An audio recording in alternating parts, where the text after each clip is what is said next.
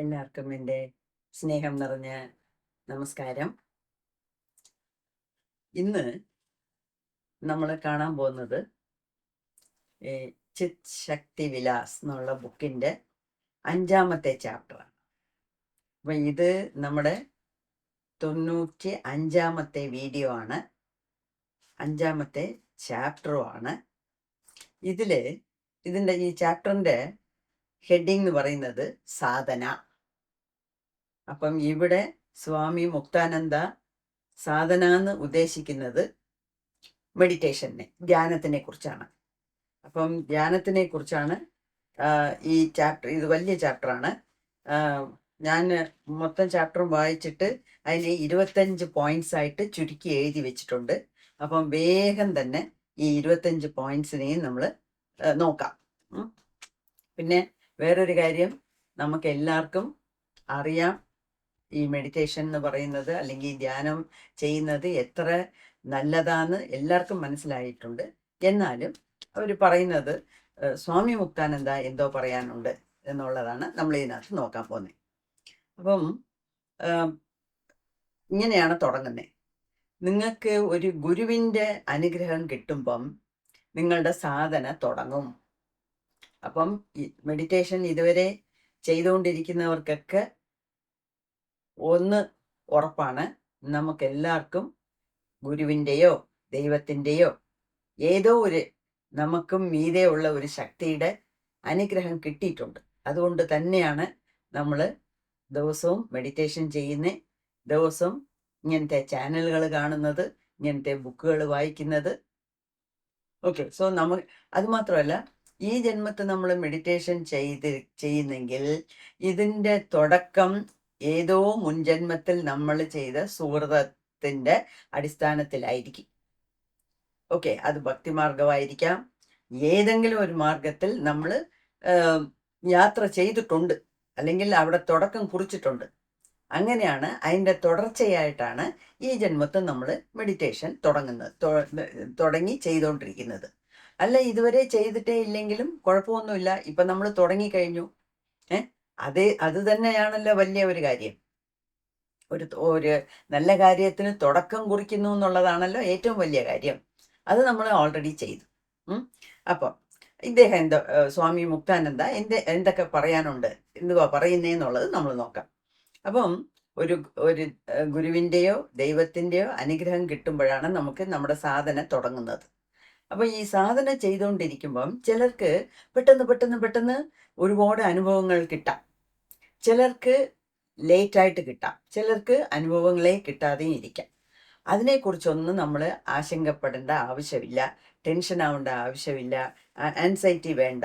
നമ്മൾ ചെയ്യേണ്ടതെല്ലാം നമ്മൾ ചെയ്യുന്ന സാധനയുടെ പുറത്തുള്ള വിശ്വാസം, സ്നേഹം, അതിൻ്റെ സിൻസിയറിറ്റി എന്ന് വെച്ചാൽ എത്ര ദൂരം അതിനെ നല്ല രീതിയിൽ കൊണ്ടുപോകാം എന്നുള്ള രീതിയിലാണ് നമ്മളത് നോക്കിക്കണ്ട് ചെയ്യേണ്ടത്. ഓക്കെ, അപ്പം സ്വാമി മുക്താനന്ദ എന്ത് പറയുന്നു വെച്ചാൽ, നേരത്തെ പറഞ്ഞതുപോലെ എല്ലാം തലകീഴായിട്ട് മാറാം, ഏത് വേണമെങ്കിലും ഈ ലോകത്ത് തലകീഴായിട്ട് മാറിക്കോട്ടെ. പക്ഷേ നമുക്ക് ദൈവത്തിൻ്റെ അല്ലെങ്കിൽ നമ്മുടെ ഗുരുവിൻ്റെ അനുഗ്രഹം, അനുഗ്രഹം കിട്ടിയാൽ അത് മതി, വേറൊന്നും നമുക്ക് വേണ്ട. എന്താണെന്ന് വെച്ചാൽ അതിൽ നിന്ന് നമുക്ക് എല്ലാം നേടിയെടുക്കാൻ പറ്റും. അത് മാത്രമല്ല, ഒരു പ്രാവശ്യം നമുക്ക് അനുഗ്രഹം കിട്ടിക്കഴിഞ്ഞാൽ ഇത് എല്ലാ ജന്മത്തും തുടർച്ചയായിട്ട് വരും. അപ്പം ഈ ജന്മത്തിൽ നമ്മൾ ഒരു ഗുരുവിനെ കണ്ടു, ദീക്ഷ വാങ്ങിച്ചു, നമ്മൾ കുറേയൊക്കെ സാധനകൾ ചെയ്തു, ഒരു ഉയർന്ന തലത്തിൽ വന്നു. അടുത്ത ജന്മത്ത് നമ്മൾ മരിക്കുമ്പം മരിച്ചിട്ട് അടുത്ത ജന്മം എടുക്കുമ്പം ഇത് തുടരുമോ അല്ലെങ്കിൽ ഒന്നേ തൊട്ട് തുടങ്ങണമെന്ന് വെച്ചാൽ ഇത് തന്നെയാണ് തുടരുന്നത്. ഈ സ്പിരിച്വൽ ലൈഫിൽ അതാണ് അതിൻ്റെ ഒരു ഗുണം.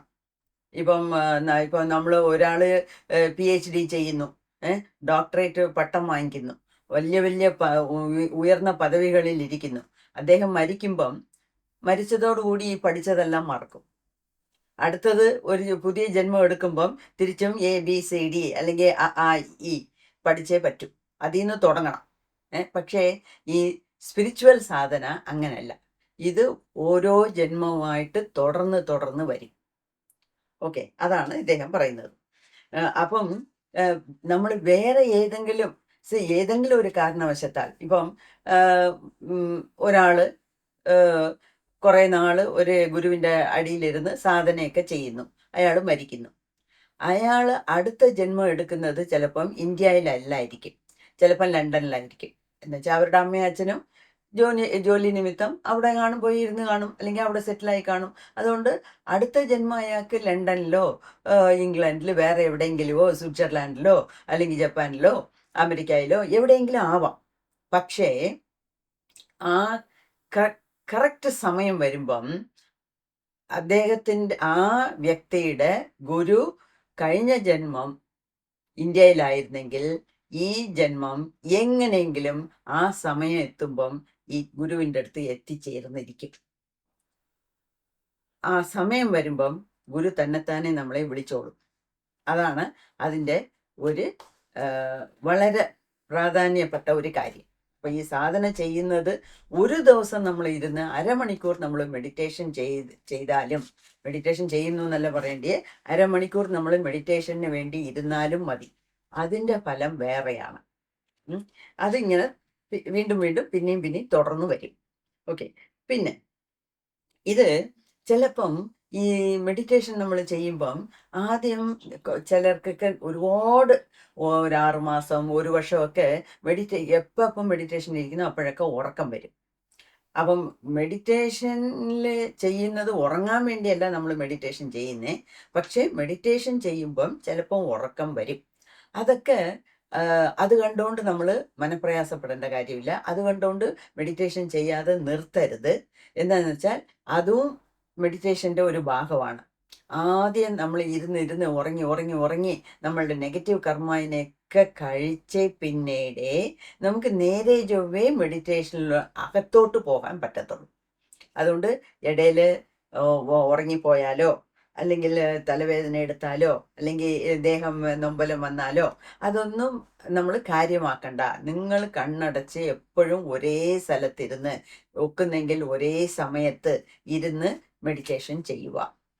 അതുമാത്രമല്ല, ഈ ഒരേ സ്ഥലത്തിരുന്ന് ചെയ്യുന്നതിനെ കുറിച്ച് ഞാൻ നേരത്തെ പറഞ്ഞിട്ടുണ്ട്. ഒരേ സ്ഥലത്ത് നമ്മൾ വീണ്ടും ഇരിക്കുമ്പം ആ കോസ്മിക് എനർജിയുടെ രശ്മികൾ, കിരണങ്ങൾ ആ സ്ഥലത്ത് നിറഞ്ഞിരിക്കും. അപ്പോൾ നമ്മൾ ഇരുന്ന ഉടനെ ആ മെഡിറ്റേറ്റീവ് സ്റ്റേറ്റിലോട്ട് നമുക്ക് എത്തിച്ചെല്ലാൻ പറ്റും. അതാണ് ഒരേ സ്ഥലത്ത് ഇരിക്കുന്നതിൻ്റെ ഗുണം. ഒരേ സമയത്ത് ഒരേ സ്ഥലത്ത്. മുക്താനന്ദ പറഞ്ഞിട്ടുണ്ട്, ഒരേ ഡ്രസ്സ് പോലും ഇടണം. ഒരേ ഡ്രസ്സ് എന്ന് വെച്ചാൽ നനയ്ക്കാതെ കഴുകാതെ അതേ ഡ്രസ്സ് ഇടണമെന്നല്ല. എന്തുവാ, 2-3 ഡ്രസ്സ് അതിനേന്ന് വെച്ചേക്കണം. ആ ഡ്രസ്സുകളെ കഴുകി വീണ്ടും ഉപയോഗിക്കണം. ലൈറ്റ് അതെന്ന് പറയുന്നുണ്ട്. ഓക്കെ, അതൊന്ന്. പിന്നെ അപ്പം ഇങ്ങനെ നമ്മൾ മെഡിറ്റേഷൻ ചെയ്യുമ്പം നമ്മളുടെ 72,000 നാഡികളിലും മൂലാധാരത്തിൽ നിന്ന് സഹസ്രാരം വരെയും ഈ ഒരു ശക്തിയാണ് ഓടുന്നത്. ആ ശക്തിക്ക് പേരാണ് പ്രാണൻ. അതാണ് കുണ്ടലിനി, അതാണ് പ്രാണശക്തി. അപ്പം ഈ പ്രാണശക്തി എന്ന് പറയുന്നത് വളരെ ആവശ്യമുള്ള ഒരു കാര്യമാണ്. ഈ പ്രാണൻ ഇപ്പം ഒരാളുടെ ജീവനെ നിലനിർത്തണമെന്നുണ്ടെങ്കിൽ പ്രാണനാണ് ആവശ്യം. പ്രാണൻ പോയി എന്ന് വെച്ചാൽ ജീവൻ പോയി, മരിച്ചു എന്നാണ് അർത്ഥം. അപ്പം ഒരാളിൻ്റെ എല്ലാ കാര്യത്തിനും അടിസ്ഥാനപരമായിട്ട് ആവശ്യമായിട്ടുള്ളത് പ്രാണനാണ്. ഓക്കെ, അപ്പം ഈ ശക്തി, ഈ പ്രാണശക്തി എന്ന് പറയുന്നത് ആക്ച്വലായിട്ടും 5 വായുക്കളായിട്ടാണ് പിരിഞ്ഞ് നമ്മുടെ ദേഹത്ത് ചെയ്യുന്നത്. ശരിക്കും പറഞ്ഞാൽ 5 അല്ല, 10 വായുക്കളുണ്ട്. ദശവായുക്കൾ എന്നാണ് അതിനെ പറയുന്നത്. നിങ്ങൾക്കെല്ലാം അറിഞ്ഞിരിക്കാമായിരിക്കാം. എനിവേ, വേറൊരു സമയത്ത് ഈ ദശവായുക്കളിനെ കുറിച്ചും അതിൻ്റെ അത് നേരെ ചൊവ്വേ ആക്കാനുള്ള ചില എക്സസൈസിനെ കുറിച്ച് ഞാൻ വേറൊരു വീഡിയോ ഇടാം. എന്നുവെച്ചാൽ ഓൾറെഡി ഞാൻ എൻ്റെ ഗുരുവിൻ്റെ അടുത്തുനിന്ന് അതൊക്കെ പഠിച്ചിട്ടുണ്ട്. ഇപ്പം നമ്മൾ നോക്കുന്നത് സ്വാമി മുക്താനന്ദ എന്തോ പറയുന്നു എന്നുള്ളതാണ് ഇവിടെ നമ്മളുടെ ബുക്ക് റിവ്യൂല്.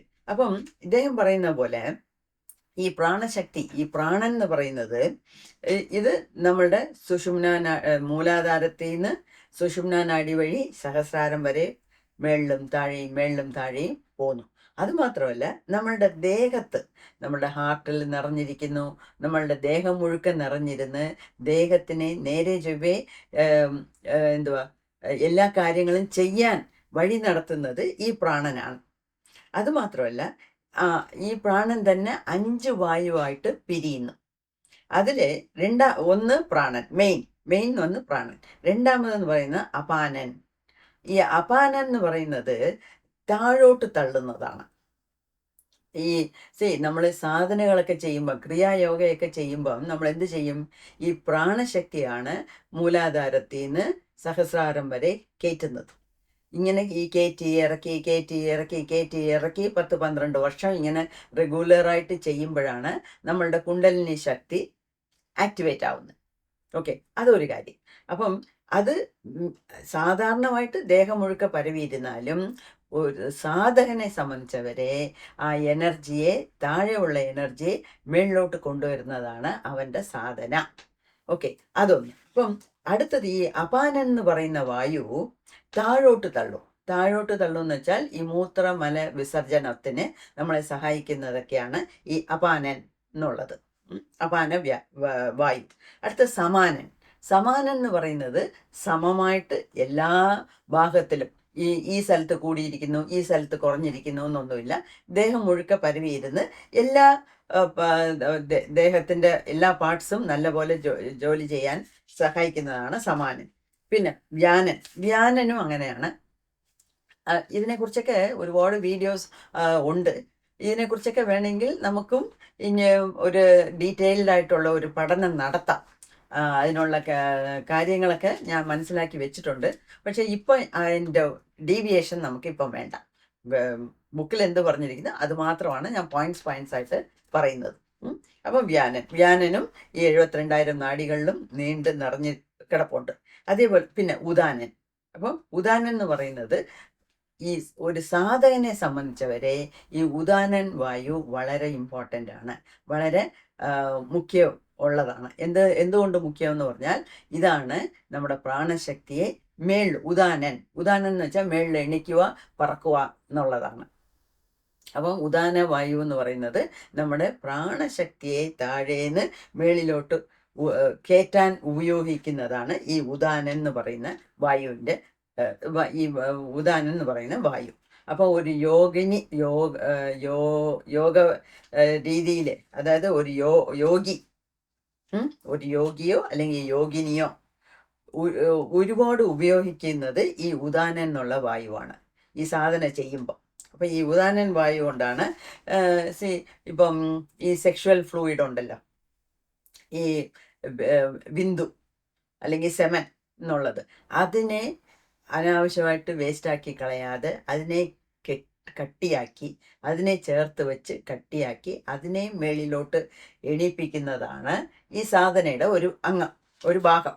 ഓക്കെ, അതാണ് താഴെ ഇരിക്കുന്ന ബിന്ദു മേളിയിരിക്കുന്ന നാദത്തിൻ്റെ കൂടെ ചേരുന്നത് എന്നൊക്കെ യോഗയിൽ പറയുന്നുണ്ട്.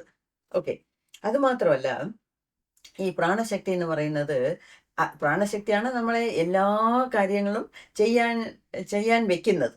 ഓക്കെ, അപ്പം പല ഇപ്പം മെഡിറ്റേഷനിൽ, ഇവിടെ ഈ മെഡിറ്റേഷനിൽ എന്ത് ചെയ്യുമെന്ന് വെച്ചാൽ ഈ പ്രാണൻ ആണ് മെഡിറ്റേഷനിൽ നമ്മൾ ഇരിക്കുമ്പം പല പോസ്ചേഴ്സ് നമുക്ക് കൊണ്ടുവരാൻ പറ്റും. അത് ഒരു സാധകൻ തന്നെത്താനെ ചെയ്യുന്നതല്ല. നമ്മൾ മെഡിറ്റേഷൻ ചെയ്യ അതൊക്കെ തന്നെത്താനെ നമ്മുടെ ദേഹത്ത് നടക്കും. അതിനെ നടത്തിക്കൊണ്ട് പോകുന്നതാണ് ഈ പ്രാണന്റെ ഒരു സഹായം. ഓക്കെ, അതായത് പ്രാണൻ ഉണ്ടെങ്കിലേ ഇതൊക്കെ നടക്കത്തുള്ളൂ. അപ്പം മെഡിറ്റേഷൻ ചെയ്യുമ്പം ഈ മുദ്രാസ്, ഇപ്പൊ മുദ്രാസ് എന്ന് പറഞ്ഞാൽ ഒരുപാട് മുദ്രാസ് ഉണ്ട്. അതൊക്കെ നമുക്ക് പഠിക്കണം. അത് എത്രയോ പുസ്തകങ്ങൾ എഴുതിയിട്ടുണ്ട് മുദ്രയെ കുറിച്ചൊക്കെ. ഒരുപാട് ചിലരൊക്കെ മുദ്രയെ വെച്ച് തന്നെ ഒരുപാട് സാധനങ്ങൾ ചെയ്യും. അതൊക്കെ അതൊരു തനി പഠനമാണ്. ഓക്കെ. അപ്പം മുദ്രാസ്, ബന്ധാസ്. ബന്ധാസ് എന്ന് വെച്ചാൽ മിനിമം ഒരു 3 ബന്ധ. എന്തൊക്കെയാ? ജലേന്ദ്ര ബന്ധ, ഉഡ്യാന ബന്ധ, മൂലബന്ധ. ഇതൊക്കെ ഒരു സാധകന് മിനിമം അറിഞ്ഞിരിക്കേണ്ടതാണ്. അതേപോലെ കേശരി മുദ്ര, അശ്വിനി മുദ്ര, ക്രിയാസ്, പ്രാണായാമ. ഇങ്ങനെ ഈ അതൊക്കെ ഈ യോഗാസനയിലുള്ള പോസ്റ്റേഴ്സ്. പല ദേഹം ഇങ്ങോട്ട് വളയുന്നത്, അങ്ങോട്ട് വളയുന്നത്, ഇതുപോലൊക്കെ പലതും മെഡിറ്റേഷൻ സമയത്ത് സംഭവിക്കാം. അങ്ങനെ സംഭവിച്ചാൽ നിങ്ങൾ അതിനെക്കുറിച്ച് പ്രയാസപ്പെടേണ്ട കാര്യമില്ല, പേടിക്കേണ്ട കാര്യമില്ല, വ്യാകുലപ്പെടേണ്ട കാര്യമില്ല. ഇതെല്ലാം ഈ പ്രാണശക്തി നമ്മുടെ ദേഹത്ത് ഇരുന്ന് നമ്മളെ ചെയ്യിപ്പിക്കുന്നതാണ് എന്നാണ് പറയുന്നത്. അപ്പം തന്നെത്താനെ ഈ മെഡിറ്റേഷനിൽ ഇതൊക്കെ കൂടെ നമുക്ക് ചെയ്യാൻ പറ്റും. പിന്നെ ഈ നമ്മളിപ്പം പാർട്ട് 1 ആണല്ലോ നോക്കുന്നത്. ഈ പാർട്ട് 2 അദ്ദേഹം 25 ചാപ്റ്റർ ഉണ്ട്. അത് എനിക്കറിയാം ഇപ്പം നിങ്ങൾ അതിനായിട്ടാണ് കാത്തിരിക്കുന്നതെന്ന്. എന്ന് വെച്ചാൽ 25 ചാപ്റ്ററിലാണ് ഈ സ്വാമി മുക്താനന്ദയുടെ അനുഭവങ്ങളെക്കുറിച്ച്, മെഡിറ്റേഷനിൽ കിട്ടിയ അനുഭവങ്ങളെക്കുറിച്ച് പറയുന്നത്. അപ്പം അതിൽ ഒരു സ്ഥലത്ത്, എക്സാക്ട്ലി എവിടാന്ന് എനിക്ക് അറിഞ്ഞൂടാ, ഒരു സ്ഥലത്ത് പഠിച്ച ഓർമ്മയുണ്ട്. അദ്ദേഹത്തിൻ്റെ ദേഹത്ത് നടന്ന ഒരു സംഭവം.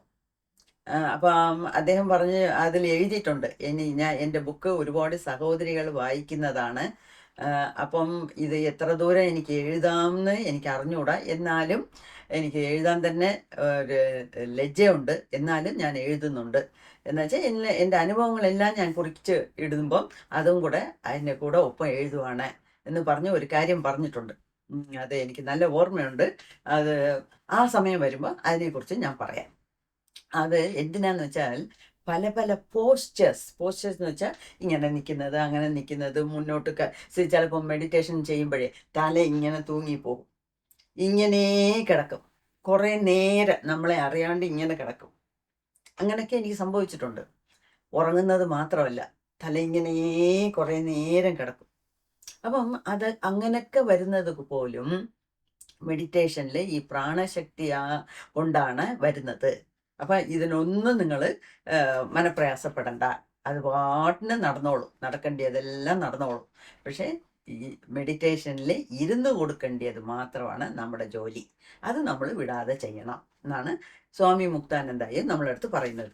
അതുമാത്രമല്ല, ചിലപ്പം ദേഹത്തിന് ചിലപ്പം ഇവിടെ പിടിച്ച പോലെ വരും, ചിലപ്പം എവിടെയെങ്കിലും ഉളിക്കിയ പോലെ വരും, ചിലപ്പോൾ നട്ടെല്ലിൽ വേദനയായിരിക്കും, ചിലപ്പോൾ അവിടെ കാലിൽ വേദന, കയ്യിൽ വേദന. ഈ വേദനകൾ, ചില അസുഖങ്ങൾ, ഇതൊക്കെ വരുന്നത് പോലും ഇത് ഈ ശക്തി അകത്ത് ആക്ടിവേറ്റ് ആകുമ്പോൾ ഉണ്ടാകുന്ന കാര്യങ്ങളാണ്. അതെങ്ങനെയാന്ന് വെച്ചാൽ ചിലപ്പം ഡീപ്പായിട്ട് ചില അസുഖങ്ങൾ കാണും. ഈ അസുഖങ്ങൾ ചിലപ്പം മെഡിറ്റേഷൻ ചെയ്യുമ്പം, ധ്യാനം ചെയ്യുമ്പം വെളി വരും. എന്തായിരുന്നാലും ദേഹത്തിനകത്ത് എവിടെയെങ്കിലും ഏതെങ്കിലും ഒരു മൂലയിൽ മുടങ്ങിക്കിടക്കുന്ന അസുഖമാണെങ്കിലും അതിനെ വെളി കൊണ്ടുവന്ന് കളയുന്നതല്ലേ ബെറ്റർ. അപ്പം അതിനെയൊക്കെ വെളി കൊണ്ടുവരുന്നതും ഈ പ്രാണശക്തിയാണ്. ഈ മെഡിറ്റേഷൻ ചെയ്യുമ്പോൾ ഉണ്ടാകുന്ന ഈ കുണ്ടലിനിയുടെ ഒരു ഭാഗമാണ്, കുണ്ടലിനി ശക്തിയുടെ ഒരു ഭാഗമാണ്. പക്ഷേ അങ്ങനെയൊക്കെ അസുഖം വന്നാൽ പോലും അത് തന്നെത്താനെ മാറും. അതിനു വേണ്ടിയും നമ്മൾ മനപ്രയാസപ്പെടരുത് എന്നാണ് പറയുന്നത്. അതുമാത്രമല്ല, ചിലപ്പം ഉറക്കം വരും. ചിലർക്ക് ഈ സാധന ചെയ്യ ഒരു കൂടുതൽ ഉറക്കം വരും. ഉറക്കം വന്നാൽ ഉറങ്ങുക. ഞാൻ പണ്ടേ പറഞ്ഞിട്ടുണ്ട്, ഉറക്കത്തിന് ഒരേ മരുന്ന് ഉറങ്ങുന്നത് തന്നെയാണ്. വേറെ ഒന്നും ചെയ്യരുത്. ചുമ്മാ ഒരു ചായ കുടിക്കാം, ഒരു കാപ്പി കുടിക്കാം, അല്ലെങ്കിൽ കുറച്ച് നേരം നടന്നേച്ച് വരാം, മുഖം കഴുകിയിട്ട് വരാം. ഇങ്ങനെയൊക്കെ ചിലർ അപ്പം എന്തെങ്കിലുമൊക്കെ ചെയ്തുകൊണ്ട് കാർ ഓടിക്കുന്നതൊക്കെയാണ് ആക്സിഡൻറ്റിൽ പോയി തീരുന്നത്. അതുകൊണ്ട് വളരെ ശ്രദ്ധിക്കണം. എപ്പം ഉറക്കം വന്നോ അപ്പം എങ്ങനെയെങ്കിലും ഇരുന്നങ്ങ് ഉറങ്ങണം. അത് അത്യാവശ്യമാണ്. ഓക്കെ. അപ്പം ചിലപ്പം ഈ സാധന ചെയ്തുകൊണ്ടിരിക്കുമ്പോഴേ ഈ മത്ത് പിടിച്ച പോലെ ഈ ഇങ്ങനെ ഒരു ഒരു ലോകത്തിൽ സഞ്ചരിക്കുന്ന പോലെയൊക്കെ തോന്നും നമുക്ക്. അതും സത്യമാണ്. അതും സത്യം എന്ന് വെച്ചാൽ അതും ഉള്ളതാണ്. അതെല്ലാം നടക്കുന്നതാണ്. ചിലപ്പോൾ ഒരുപാട് ഉറക്കം വരും. ചിലപ്പോൾ ഈ ഒരു ഒരു മത്ത് പിടിച്ച രീതിയിൽ ഇങ്ങനെ മന്ദതയിലിരിക്കും. ചിലപ്പം ഏതോ ഈ കള്ളു കുടിച്ച രീതിയിൽ ഇങ്ങനെ എവിടേക്കോ സഞ്ചരിക്കുന്ന പോലെ തോന്നും. അപ്പം നമ്മൾ എന്തുവാ ഇത് നമ്മുടെ മനസ്സ് എന്തുവാ പിതൃലോകം, സിദ്ധലോകം, അങ്ങനെ പല പല ലോകങ്ങളുണ്ട്. ഈ ഭൂലോകമല്ലാതെ വേറെയും പല ലോകങ്ങളുണ്ട്. അവിടെയൊക്കെ പോയി സഞ്ചരിച്ചിട്ട് വരാം. സ്വർഗം, നരകം എന്നൊക്കെ പല പല കാര്യങ്ങളുണ്ട്. പല പല സ്ഥലങ്ങളുണ്ട്. അപ്പം അവിടെയൊക്കെ കൂടെ നമുക്ക് പോയി സഞ്ചരിച്ചിട്ട് വരാം. അപ്പം അതൊന്നും കണ്ടിട്ട് നമ്മൾ ഒന്നിനുമേ പേടിക്കാൻ പാടില്ല. നമ്മൾ കണ്ടിന്യൂ ചെയ്യുക. അതുമാത്രമല്ല, ചിലപ്പം നമ്മുടെ നാഡി നരമ്പിലൊക്കെ ഒരു ഹാപ്പിനെസ്, ഒരു സന്തോഷം. മെഡിറ്റേഷൻ ചെയ്യുമ്പം ദുഃഖം വരത്തില്ല, സന്തോഷം വരും. എന്തായിരുന്നാലും നമുക്ക്, അതായത് കാരണമില്ലാതെ ഒരു സന്തോഷം. ഇപ്പം ആരെങ്കിലും നമുക്കൊരു ലഡ്ഡു കൊണ്ട് തന്നു, അല്ലെങ്കിൽ ഒരു ചോക്ലേറ്റ് കൊണ്ട് തന്നു, അത് കഴിച്ചു, അതിനൊരു സന്തോഷമുണ്ട്. അത് ചെറിയ സന്തോഷം. ഓക്കെ, അത് വേറെ. ഇതിൽ അങ്ങനത്തെ സന്തോഷമില്ല. നമുക്ക് ആരും ചോക്ലേറ്റിനും തരണ്ട, ലഡ്ഡും തരണ്ട, നമ്മളെ പൊക്കിയും പറയണ്ട, നമ്മളെ പുകഴ്ത്തിയും പാടണ്ട, ആരും ഒന്നും നമ്മളെ ഒന്നും ചെയ്യണ്ട. നമ്മൾ ചുമ്മാതിരിക്കുമ്പം തന്നെ നമ്മളെ അറിയാണ്ട് ഭയങ്കര ഒരു സന്തോഷം ഉണ്ടാകും. അതൊക്കെ ഈ മെഡിറ്റേഷൻ ചെയ്യെ ഉണ്ടാകുന്ന ചില നമ്മുടെ ദേഹത്തും മനസ്സിലും ഉണ്ടാകുന്ന മാറ്റങ്ങളാണ്. ഓക്കെ, ചിലപ്പോൾ നമ്മളെ അറിയാണ്ട് ഇങ്ങനെ തന്നെ ആടും. ഈ ചെടിയിലുള്ള പൂക്കൾ ആടുന്ന പോലെ ഇങ്ങനെയൊക്കെ ആടുന്ന പോലെ തോന്നും. അങ്ങനെ പല പല പല പല എന്തുവാ എക്സ്പീരിയൻസ് നമുക്ക് ഉണ്ടാകും. അതാണ് അദ്ദേഹം പറയുന്നത്. അതുമാത്രമല്ല, ഈ മെഡിറ്റേഷൻ ഡീപ്പായിട്ട് പോകുമ്പം നമ്മളെ അറിയാണ്ട് നമ്മുടെ മനസ്സ് നിറഞ്ഞ സ്നേഹം, ഏത് പ്രാണികളെ കണ്ടാലും, ഏത് ചെടി കണ്ടാലും, ഏത് ജീവരാശികളെ കണ്ടാലും നമ്മളെ അറിയാണ്ട് അതിനോട് ഒരു സ്നേഹം തോന്നും. അങ്ങനത്തെ സ്നേഹം എന്ന് പറയുന്നത് സാധാരണപ്പെട്ട സ്നേഹമല്ല, അങ്ങേയറ്റം ഉയർന്ന തലത്തിലുള്ള ഒരു സ്നേഹമാണ്. ഓക്കെ, സ്നേഹം തോന്നും. ഏതെങ്കിലും ഒരു ഞാനൊക്കെ വാക്കിംഗ് പോകുമ്പം ഇവിടെ റോഡ് സൈഡ് നിറയെ ചില ഈ എന്തുവാ ഈ മൺപുഴു, എർത്തുവ മൺപുഴു ഈ ടയറിൻ്റെ അടി നശിങ്ങി ചത്ത് കിടക്കുന്നു കാണാം. ചിലത് ഇങ്ങനെ ഊർന്ന് പൊയ്ക്കൊണ്ടേയിരിക്കും നടു റോഡിൽ. അപ്പം ആ ചത്ത് കിടക്കുന്നത് കാണുമ്പം, ആഫ്റ്റർ ആൾ ഒരു മൺപുഴു, ഇപ്പം ചത്താൽ നമുക്കെന്ത് നഷ്ടം? അങ്ങനെയല്ല, അത് കാണുമ്പോൾ മനസ്സിനൊരു പ്രയാസം, അയ്യോ ചത്തുപോയല്ലോ എന്ന് പറഞ്ഞ്. അതേമാതിരി ജീവനുള്ള മൺപുഴുവൊക്കെ നടു റോഡിൽ നടന്നാൽ ഞാൻ ഒരു ചെറിയ കമ്പെടുത്ത് അതിന് സൈഡിൽ എടുത്തെറിയും.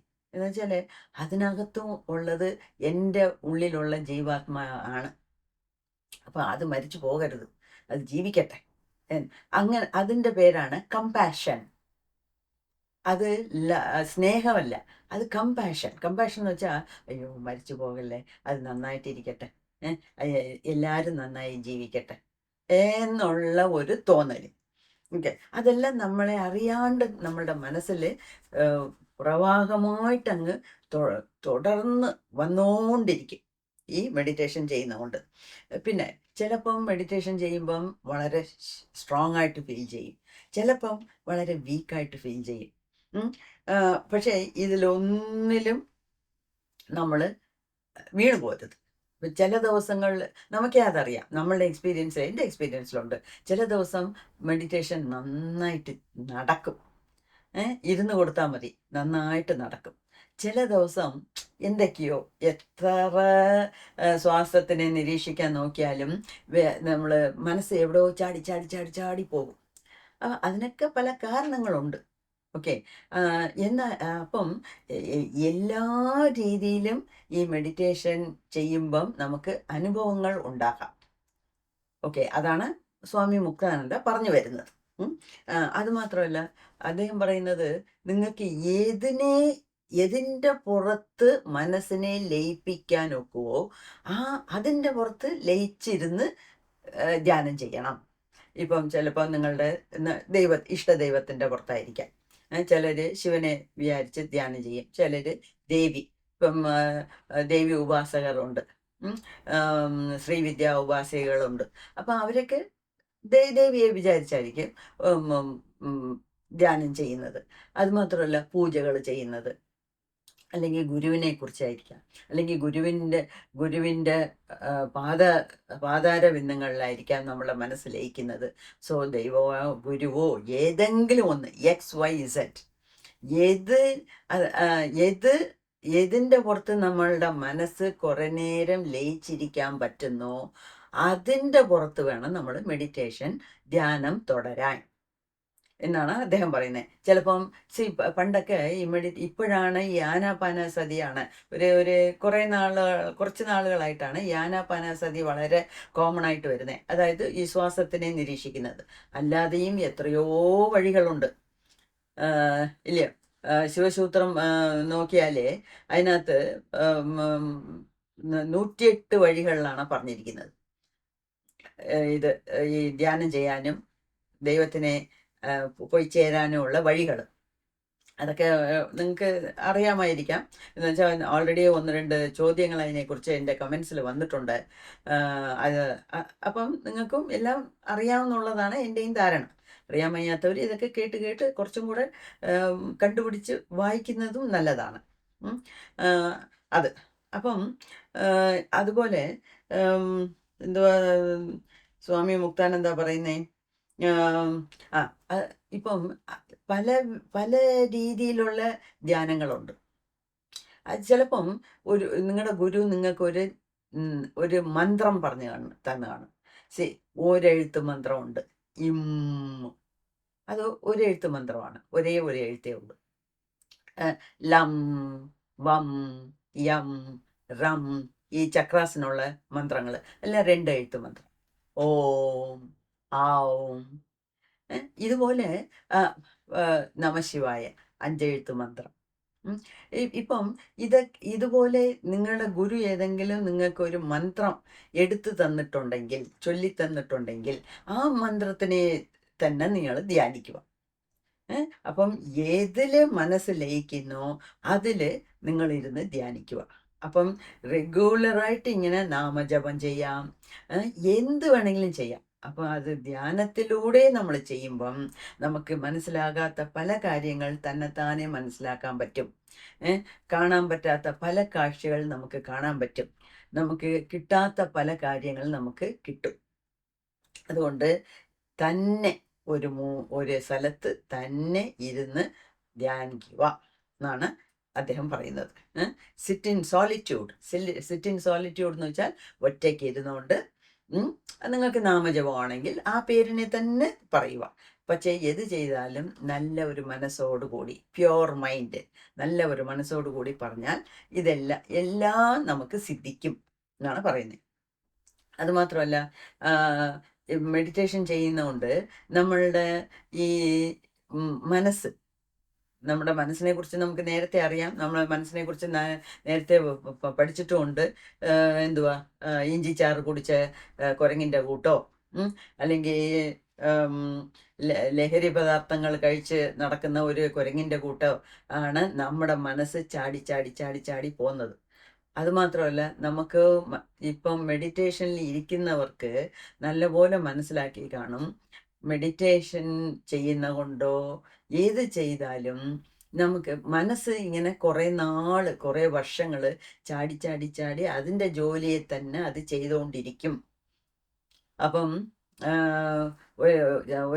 ഒരാള് ഒരു തുറവി ബുദ്ധരടുത്ത് ചോദിച്ചു, ബുദ്ധരെ, ഞാൻ എത്രയോ വർഷങ്ങളായിട്ട് ധ്യാനിക്കുന്നു, എന്നിട്ടും എൻ്റെ മനസ്സിൽ നിങ്ങളൊക്കെ പറയുന്ന ഈ നോ തോട്ട് സ്റ്റേറ്റ്, ഈ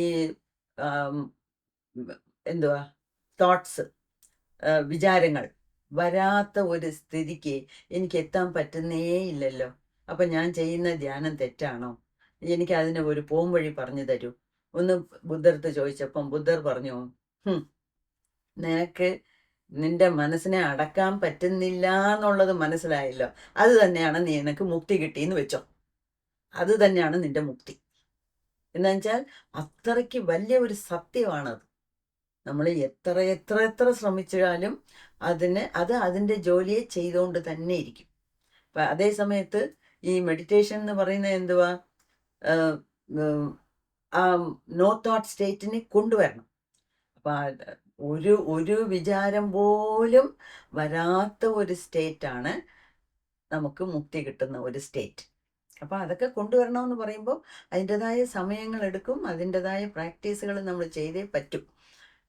അപ്പം അതൊക്കെയാണ് ഇവിടെയും സ്വാമി മുക്താനന്ദ പറയുന്നത്. അപ്പം ഈ മെയിനായിട്ട് എന്തുവാ, ഈ റെസ്റ്റ്ലെസ് ആയിട്ടുള്ള മൈൻഡ്, അതായത് ഒരു സ്ഥലത്ത് ഒരു സെക്കൻഡ് നിൽക്കാത്ത മനസ്സിനെ നമ്മൾ നിശ്ചലനമാക്കണമെങ്കിൽ, നിശ്ചലനമായ ഒരു മനസ്സിനെ ആക്കണമെങ്കിൽ, ദറ്റ് ഈസ് ബീറ്റാ സ്റ്റേറ്റിൽ നിന്ന് ആൽഫ സ്റ്റേറ്റിന് വരണമെങ്കിൽ എത്ര നമുക്ക് പാടുപെടേണ്ടി വരും. അത്രയും നമുക്ക് പ്രയത്നിച്ചേ പറ്റും. ഓക്കെ, അതാണ് നമ്മളുടെ ധ്യാനം എന്ന് പറയുന്നത്. അപ്പം ഭഗവത്ഗീതയിൽ പറയുന്നത് the vision of the self is obtain through meditation. അതായത് മെഡിറ്റേഷൻ ചെയ്യുമ്പം അവനെ കൊണ്ട് കാണാൻ പറ്റും എന്നാണ് പറയുന്നത്. അതായത് സെൽഫ് റിയലൈസേഷൻ. മെഡിറ്റേഷൻ മാത്രം മതി നിങ്ങൾക്ക് സെൽഫ് റിയലൈസേഷൻ. നിങ്ങളെ ആരാന്ന് നിങ്ങൾക്കറിയാൻ, ഹുവാമൈ എന്ന് ചോദിച്ചാൽ അതിൻ്റെ ഉത്തരം നിങ്ങൾക്ക് കിട്ടണമെങ്കിൽ ധ്യാനം ചെയ്താൽ മതി. അതേമാതിരി ശ്രീമദ് ഭാഗവതത്തിൽ പറയുന്നത്, in meditation the Sadhana becomes the form of God. അതായത് നിങ്ങൾ ദൈവത്തിനെ ആലോചിച്ച് ധ്യാനം ചെയ്യുമ്പം നിങ്ങളെ ദൈവമാകുക എന്നാണ് ഇവിടെ സ്വാമി മുക്താനന്ദ നമ്മളടുത്ത് പറയുന്നത്. അതായത് ഇവിടെ സ്വാമി മുക്താനന്ദ ഒരു ചെറിയ ഉദാഹരണം തരുന്നുണ്ട്. ഇപ്പം ഈ ബട്ടർഫ്ലൈ ചിത്രശലഭം അതെടുത്താൽ ഈ ആദ്യം മുട്ട, ഫസ്റ്റ് സ്റ്റേജ് മുട്ട, അതിന് പിന്നെ കാറ്റർപില്ലർ, പുഴു, ഒരു പച്ച കളറിലുള്ള പുഴു. ആ പുഴുവാണല്ലോ ഉള്ള ഇലകളെല്ലാം തിന്ന് കൊഴുത്തിരിക്കുന്നത്. അതിന് പിന്നെ അതിനെ ചുറ്റി തന്നെ ഒരു കൂട് ഉണ്ടാക്കുന്നു. അതിൻ്റെ പേരാണ് കുക്കൂൺ. അപ്പോൾ ഈ കുക്കൂണിനകത്ത് ഈ പുഴു ആടാതെ അനങ്ങാതെ ഇരിക്കുമ്പം ഇത് എന്ത് ചെയ്യുന്നു എന്ന് വെച്ചാൽ, ഞാൻ എന്ന് ബട്ടർഫ്ലൈ ആകും, ഞാൻ എന്ന് ഈ കൂട്ടിൽ നിന്ന് വെളിയിൽ ഇറങ്ങും എന്ന് ഇരുന്ന് ധ്യാനിക്കുക പോലും. അപ്പം എങ്ങനെ ഒരു പുഴു കുക്കൂണിനകത്തിരുന്ന് ഞാൻ എന്ന് ബട്ടർഫ്ലൈ ആകും എന്ന് ധ്യാനിച്ചുകൊണ്ടിരിക്കുന്നോ, അത് ഒരു ദിവസം അതിന് സംഭവിക്കുന്നു. അത് വലുതാവുന്നു, കൂടിനെ വിട്ട് അതിനകത്ത് അതിൻ്റെ ദേഹത്ത് ഒരുപാട് മാറ്റങ്ങൾ ഉണ്ടായി ആ കൂട്ടിനെ വിട്ട് പൊളന്നുകൊണ്ട് വെളി വരുന്നു, അത് ബട്ടർഫ്ലൈ ആവുന്നു. അതുപോലെ നമ്മൾ ഏതിനെ വിചാരിച്ച് ധ്യാനിക്കുന്നോ അതുമായിട്ട് നമ്മളാകും. അപ്പം നമ്മൾ ദൈവത്തിനെ വിചാരിച്ചാൽ നമ്മളും ദൈവമാകും. നമ്മൾ ദൈവത്തിനെ വിചാരിച്ച് ധ്യാനിച്ചാൽ നമ്മളും ദൈവമാകാം എന്നുള്ളതാണ് സ്വാമി മുക്താനന്ദ നമ്മളടുത്ത് പറയുന്നത്. അപ്പം അതുമാത്രമല്ല, ഇദ്ദേഹം പറയുന്ന വേറൊരു കാര്യം എനിക്ക് വളരെ ഇഷ്ടപ്പെട്ടു. അതായത് ഇദ്ദേഹം പറയുന്നത്, എടോ നമ്മൾ എല്ലാ ദിവസവും നമ്മൾ മെഡിറ്റേഷൻ ചെയ്യുവാടോ എന്നാണ് ഇദ്ദേഹം പറയുന്നത്. അതായത് നമ്മൾ മെഡിറ്റേഷൻ എന്ന് പറയുന്നത് എന്തുവാ, വൺ പോയിന്റഡ് അറ്റൻഷൻ, ഒറ്റ കാര്യത്തിൽ നമ്മൾ ശ്രദ്ധിക്കുക. അത് ഗുരുവോ, ഗുരുവിൻ്റെ പാദവോ, ദൈവമോ, ശിവനോ, ലിംഗവോ, ദേവിയോ, ശ്രീചക്രമോ, മേരുവോ, അത് എന്തോ ആയിക്കോട്ടെ. ഓക്കെ, അപ്പം അതിൽ നമ്മൾ ഈ ധ്യാനിക്കുന്നതെന്ന് പറയുമ്പോൾ, അല്ലെങ്കിൽ ശ്വാസമോ ആജ്ഞാചക്രമോ സഹസ്രാര ചക്രമോ ഏതെങ്കിലും ആവട്ടെ, നമ്മൾ വൺ പോയിന്റഡ് അറ്റൻഷനിലാണ് നമ്മൾ ധ്യാനം തുടങ്ങുന്നത്. ആദ്യം നമ്മൾ ശ്വാസത്തിനെ നിരീക്ഷിച്ച് നോക്കി ഉൾശ്വാസം വെളിശ്വാസം അതാണല്ലോ നമ്മൾ നോക്കുന്നത്. പിന്നെയാണല്ലോ ശ്വാസത്തിൻ്റെ ഇടയിലുള്ള ഗ്യാപ്പൊക്കെ നമ്മൾ നോക്കുന്നത്.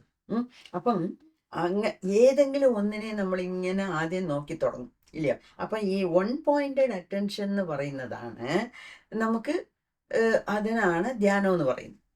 അപ്പോൾ ഈ ധാരണ, ധ്യാനം എന്നൊക്കെ പറയുമ്പം നമ്മൾ ഉള്ളിലോട്ട് തിരിയുന്നു, ഒരു പോയിന്റിലോട്ട് അറ്റൻഷനെ, നമ്മളുടെ ശ്രദ്ധയെ വെക്കുന്നു. അപ്പം സ്വാമി മുക്താനന്ദ പറയുന്നത്, നിങ്ങൾ ദിവസവും തന്നെ നിങ്ങളെ അറിയാണ്ട് തന്നെ പല പ്രാവശ്യം നിങ്ങൾ മെഡിറ്റേഷൻ ചെയ്യുന്നുണ്ട്. ഞാൻ ഒരു കാര്യം പറയട്ടെ. ഇപ്പം ഞാൻ ടിക്കറ്റ് ബുക്ക് ചെയ്യണം, IRCTC വെബ്സൈറ്റിലോട്ട് കയറുന്നു. ഞാൻ കയറുന്നു. അപ്പം എന്നത്തെ ദിവസമാണ്, ഏത് ടിക്കറ്റാണ്, ഏത് ട്രെയിനാണ്, അതിൽ എൻ്റെ മൊത്തം ശ്രദ്ധയും അതിലാണ്. അപ്പം ചിലപ്പോൾ എൻ്റെ മോള് പുറകെ വന്നിരുന്ന് എന്തെങ്കിലും സംസാരിക്കും, അല്ലെങ്കിൽ കൊച്ചുമോള് വന്ന് എന്തെങ്കിലും ചോദിക്കും. എൻ്റെ കാതിൽ അത് കേൾക്കത്തില്ല, എൻ്റെ കാതിൽ വീഴത്തില്ല. എന്താ? എൻ്റെ 100% ഫോക്കസും അതിനകത്താണ്. അപ്പം അതുപോലെ നമ്മൾ ഒരുപാട് കാര്യങ്ങൾ ചെയ്യുന്നുണ്ട്. അടുക്കളയിൽ നിന്ന് ജോലി ചെയ്താലും ശരി, ഡ്രൈവിംഗ് ചെയ്താലും ശരി, കമ്പ്യൂട്ടറിൽ ജോലി ചെയ്താലും ശരി, മൊബൈലിൽ നോക്കിയാലും ശരി, നമുക്ക് ഇഷ്ടപ്പെട്ട കാര്യങ്ങളെല്ലാം നമ്മൾ ചെയ്യുമ്പം അതിലങ്ങ് ലയിച്ചു പോകുന്നുണ്ട്. അപ്പം ദിവസവും തന്നെ നമ്മൾ ഇഷ്ടം പോലെ മെഡിറ്റേഷൻ ചെയ്യുന്നുണ്ട്. പക്ഷേ മെഡിറ്റേഷൻ എന്നുള്ള പേരിൽ നമ്മൾ ഈ സ്പിരിച്വൽ ലൈഫിൽ, ആത്മീയതയിൽ കയറിയ പിന്നീട് മെഡിറ്റേഷൻ എന്ന് പറയുമ്പോൾ ഞാൻ സാമ്പാർ വയ്ക്കുന്നു, ശ്രദ്ധയോടുകൂടി സാമ്പാർ വയ്ക്കുന്നു, അത് മതി, അതാണ് മെഡിറ്റേഷൻ എന്ന് പറഞ്ഞിട്ട് കാര്യമില്ല. നമ്മൾ ഓൾറെഡി ദിവസവും നമ്മൾ ഡെയിലി ലൈഫിൽ ചെയ്യുന്നുണ്ട്. അതിന് പുറമെ ഇത് കൂടെ 1 പോയിന്റഡ് അറ്റൻഷൻ ആയിട്ട് ഇരുന്ന് ഒരു സ്ഥലത്ത് ഒരേ ഇതിൽ ഇരിക്കേണ്ട രീതിയിൽ ഇരുന്ന് ചെയ്യുന്നതായിരിക്കും മെഡിറ്റേഷൻ. അപ്പം അങ്ങനെ മെഡിറ്റേഷൻ ചെയ്യുന്നതിന് ഇനിയൊരു കാര്യം അദ്ദേഹം പറയുന്നുണ്ട്. മെഡിറ്റേഷൻ ചെയ്യുന്നത് അത്ര ധ്യാനം ചെയ്യുന്നത് എളുപ്പവും അല്ല, അത്ര പ്രയാസമുള്ള കാര്യവും അല്ല. നമ്മൾ നമ്മുടെ ദേഹത്തിനെയും മനസ്സിനെയും എന്തുവാ അതിലോട്ട് ലയിക്കാൻ വെക്കണം. നമ്മുടെ ദേഹത്തിനെ അനങ്ങാതിരിക്കാൻ ആ ശീലം കൊണ്ടുവരണം. നമ്മുടെ ദേഹത്തിനെയും മനസ്സിനെയും ശീലിപ്പിക്കണം. അതാണ് അവിടെ ഇമ്പോർട്ടൻറ്റ്. അപ്പോൾ നമ്മൾ അങ്ങനെ ശീലിപ്പിച്ച് ഒരേ സമയത്ത് ഒരേ സ്ഥാനത്ത് ഇരുന്ന് ചെയ്യുമ്പം തന്നെത്താനെ മെഡിറ്റേഷൻ സംഭവിക്കും എന്നാണല്ലേ പറയുന്നത്. പിന്നെ ഇദ്ദേഹം വേറൊന്ന് പറയുന്നുണ്ട്. അപ്പം എന്താ മെഡിറ്റേഷൻ എന്ന് പറയുമ്പോൾ എന്തുവാ? ഒരു വിചാരം പോലും വരരുത്. സിദ്ധ വൃദ്ധി നിരോധന. അതായത് തോട്ട്സ് തിരിച്ചും വരുന്നതിനെ നിരോധിക്കുക. അതാണ് നമ്മൾ ചെയ്യുന്ന ധ്യാനം. അപ്പം ചിലർ ചോദിക്കാം, സഗുണ ഉപാസനയാണോ നിർഗുണ ഉപാസനയാണോ നല്ലത് എന്ന് ചോദിക്കാം.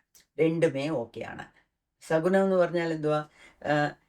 സഗുണ ഉപാസന എന്ന് വെച്ചാൽ ഒരു ഫോമോട് കൂടി, ഇപ്പം ശിവലിംഗത്തിനെ വെച്ച് പൂജിക്കുന്നത് സഗുണ ഉപാസന. നിർഗുണം എന്ന് വെച്ചാൽ ഒരു ഗുണവുമില്ല, വെട്ടവെളിയിൽ പരമ്പൊരുളായിട്ട് എവിടെയും നിറഞ്ഞിരിക്കുന്ന ദൈവത്തിനെ നമ്മൾ ഉപാസിക്കാം. പക്ഷേ നമുക്ക് ഈ ദൈവം എല്ലായിടത്തും ഉണ്ട്, ഓംനി പ്രസൻറ്റ്, ഓൾ പെർവേസീവ്, വെട്ടവെളിയിലുണ്ട്, പരവെളിയിലുണ്ട്, പരബ്രഹ്മമാണ്, ശിവനാണ് പരബ്രഹ്മം, ഇരുന്ന് ധ്യാനിച്ചോ എന്ന് പറഞ്ഞാൽ നമുക്കൊരു എത്തും പിടിയും കിട്ടത്തില്ല. അതുകൊണ്ടാണല്ലോ ഇത്രയും അമ്പലങ്ങൾ ഉണ്ടാക്കി വെച്ചതും അതിനകത്ത് ഇത്രയും വിഗ്രഹങ്ങളെ ഉണ്ടാക്കി വെച്ചതും. നമ്മളുടെ കൂട്ട് തന്നെയാണ് ശിവൻ, നമ്മളുടെ കൂട്ട് തന്നെയാണ് പാർവതി. അങ്ങനെയൊക്കെ ഇതിനെ ഇങ്ങനെ പിക്ചറൈസ് ചെയ്ത് വെച്ചിരിക്കുന്നത് തന്നെ എന്താ? അപ്പോഴേ നമുക്ക് എളുപ്പത്തിൽ അതിൽ ലയിക്കാൻ പറ്റത്തുള്ളൂ. ഇപ്പം ഓച്ചറ, കായംകുളത്ത്, കരുനാഗപ്പള്ളിയിൽ നിന്ന് കായംകുളത്ത് പോകുന്ന സ്ഥലത്ത് ഓച്ചറ എന്നൊരു സ്ഥലമുണ്ട്. അവിടെ വലിയ ഒരാലുണ്ട്. അതിൻ്റെ അടിയിൽ ശിവൻ പരബ്രഹ്മമായിട്ടാണ് ഇരിക്കുന്നത്. അവിടെ ഒരു ശിവലിംഗവും ഒന്നുമില്ല. നാഗരുടെയൊക്കെ ഉണ്ട്, നാഗരുടെ പൂജയൊക്കെ ചെയ്യുന്നുണ്ട്, അത് വേറെ കാര്യം. പക്ഷേ ശിവൻ എവിടെ? അവിടെ ഒരു അമ്പലമൊന്നും ഒന്നുമില്ല. അപ്പം അവിടെ എന്തുവാ? പരബ്രഹ്മം. ശിവൻ എന്ന് പറയുന്നത് പരബ്രഹ്മമായിട്ട് അവിടെ എല്ലാ സ്ഥലത്തും വ്യാപിച്ചിട്ടുണ്ട്. അവിടെ ആ മണ്ണ് പോലും വളരെ ശക്തിയുള്ള മണ്ണാണ്. ഇപ്പം ദേഹത്തിന് ഈ സ്കിൻ ഡിസീസൊക്കെ ഉള്ളവർക്ക് ശകലം അവിടുന്ന് മണ്ണ് എടുത്തുകൊണ്ട് പോകും. മണ്ണ് കൊണ്ടുപോയി തേച്ച് കുളിച്ചാലേ മതി, ആ സ്കിൻ ഡിസീസൊക്കെ മാറും. അത്രയ്ക്ക് പവറുള്ള ഒരു സ്ഥലമാണ്. അപ്പോൾ അവിടെ ഉള്ള ആ ശക്തിയെ നമ്മൾ പരബ്രഹ്മം എന്ന് പറയുന്നു. അപ്പം അവിടെ പോയിരുന്ന് ധ്യാനിച്ചോ, കണ്ണടച്ച് ധ്യാനിച്ചോ എന്ന് പറഞ്ഞാൽ എല്ലാവർക്കും അത് സാധ്യപ്പെടത്തില്ല, എല്ലാവർക്കും അത് പറ്റൂല. അതുകൊണ്ടാണ് ശിവലിംഗം, അല്ലെങ്കിൽ പാർവതി, അല്ലെങ്കിൽ ഒന്നുമില്ലെങ്കിലും ശ്രീചക്രം നമ്മുടെ കണ്ണിൻ്റെ മുമ്പിൽ ഏതെങ്കിലും ഒന്നിനെ വെച്ചുകൊണ്ട് നമുക്ക് ആദ്യം തുടങ്ങണം. അപ്പോൾ സഗുണ ഉപാസനയാണെങ്കിലും ശരി, നിർഗുണ ഉപാസനയാണെങ്കിലും ശരി, ഏതാണെങ്കിലും ശരി, ഏത് നമ്മളുടെ മനസ്സിനെ ബീറ്റ ലെവലിൽ നിന്ന് ആൽഫ ലെവലിലേക്ക് കൊണ്ടുവരുന്നോ അതാണ് ധ്യാനം. എന്നാണ് പറയുന്നത്. അപ്പം യമധർമ്മരാജ അദ്ദേഹത്തിൻ്റെ അസിസ്റ്റൻസിൻ്റെ അടുത്ത് പറഞ്ഞിട്ടുണ്ട് പോലും. അതായത് ആര് ആരുടെ മനസ്സിൽ ഈ ദൈവത്തിനെ മനസ്സിലെ ദൈവത്തിനെ ഉറച്ചു വെച്ച് ധ്യാനിക്കുന്നോ അവരെയൊക്കെ നിങ്ങൾ വിട്ടേരെ എന്ന് പറഞ്ഞിട്ടുണ്ടെന്ന് യമധർമ്മരാജ. അതിൻ്റെ അർത്ഥം എന്തുവാന്ന് വെച്ചാൽ ദൈവത്തിനെയോ ദൈവത്തിനെ വിചാരിച്ച് അതായത് ധ്യാനം ചെയ്യുന്നവനെ മരണം പോലും തീണ്ടത്തില്ല എന്നുള്ളതിൻ്റെ അർത്ഥം, വേറൊന്നുമില്ല. അതായത് അവന് മരണമില്ല, അവൻ്റെ ആത്മായ്ക്ക് ഏതൊരാത്മായ്ക്കും മരണമില്ല, അത് വേറെ കാര്യം. പക്ഷേ അതായത് ധ്യാനം ചെയ്യുന്നവനെ നീ വിട്ടേരെ എന്ന് വെച്ചാൽ അവൻ്റെ ലിസ്റ്റ് നീ എൻ്റെ അടുത്ത് കൊണ്ടുവരാതെ, അവന് എപ്പോഴും ധ്യാനത്തിലിരിക്കട്ടെ, അവന് മരണം വേണ്ട, അവനെ ഞാൻ പോയി അവൻ്റെ ഉയിരെ ഞാൻ പറിച്ചെടുക്കത്തില്ല അതാണ് യമധർമ്മരാജ പറഞ്ഞതായിട്ട് പറഞ്ഞിരിക്കുന്നു ഇതിൽ. അപ്പം ധ്യാനം ചെയ്യുന്നവർക്ക് എന്തുവാ, ദൈവത്തിനെ കുറിച്ചോ ഇതിനെക്കുറിച്ചെങ്കിലും ധ്യാനം ചെയ്യുന്നവർക്ക് മേലിലോ താഴെയോ മുമ്പിലോ പുറയിലോ തെക്കോ വടക്കോ കിഴക്കോ പടിഞ്ഞാറോ ഇതൊന്നും നമുക്കൊരു പ്രശ്നമല്ല. എവിടെയെങ്കിലും ഇരുന്ന് ഏതെങ്കിലും ഒരു സാധനത്തിനെ കുറിച്ച് മനസ്സിൽ ധ്യാനിച്ചുകൊണ്ടിരിക്കുന്നവനാണ് ഈ മുക്തി കിട്ടുന്നത്. അതുകൊണ്ട് നിങ്ങൾ എപ്പോഴും ധ്യാനിക്കുക, എപ്പോഴും മെഡിറ്റേഷൻ ചെയ്യുക എന്നുള്ളതാണ് മുക്താനന്ദ പറയുന്നത്. അതിന് വേറൊരു ചെറിയ ഉദാഹരണം തരുന്നുണ്ട്. അദ്ദേഹം പറയുന്നത്, ഈ ഗോപികമാരില്ലേ, ഗോപികമാർക്ക് ഏത് കണ്ടാലും കൃഷ്ണനാണ്, അവരുടെ മനസ്സിലാകെ ഉള്ളത് കൃഷ്ണനാണ്.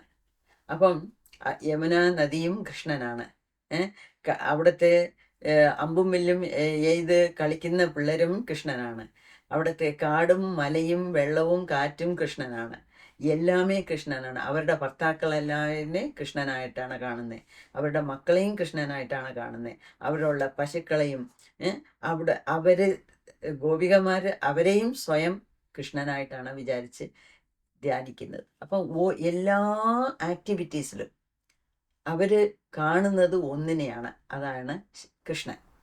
അങ്ങനെ നമ്മളും ഇരുന്നാൽ നമുക്കും ധ്യാനം കൈകൂടും. അതുകൊണ്ട് പല നേട്ടങ്ങൾ നമുക്ക് ആത്മീയതയിൽ ഉണ്ടാകും എന്നാണ് പറയുന്നത്. ഇങ്ങനെയാണ്, വലിയ ഒരു ചാപ്റ്റർ തന്നെയാണ്. അതിനെയാണ് ഞാൻ ചുരുക്കി 25 പോയിന്റ്സ് ആയിട്ട് എഴുതിയെടുത്തത്. അതിനെ നിങ്ങൾക്ക് പറയണമെന്ന് എനിക്ക് തോന്നി. എല്ലാവർക്കും മനസ്സിലായി കാണുമെന്ന് തോന്നുന്നു. അപ്പം ഇതിൻ്റെ ഒരേ ഒരു നന്മ എന്ന് ഞാൻ പറയുന്നത്, നമുക്ക് എല്ലാവർക്കും അറിയാം മെഡിറ്റേഷൻ ചെയ്യണമെന്ന്.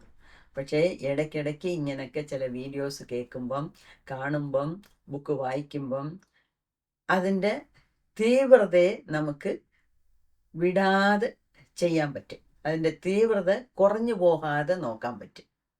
ഇപ്പം തീ എരിയുന്നു, അത് തന്നെ നമ്മൾ അതിനെ ഊതി കൊടുക്കണം. അടുപ്പിലുള്ള തീ കത്തുന്നെങ്കിൽ ഊതി കൊടുത്താലേ അത് നല്ലപോലെ കത്തത്തുള്ളൂ, അല്ലെങ്കിൽ തന്നെ അങ്ങ് അണഞ്ഞു പോകും. അതുപോലെയാണ് നമ്മളുടെയും ഈ മെഡിറ്റേഷൻ്റെ കാര്യം, സാധനകളും.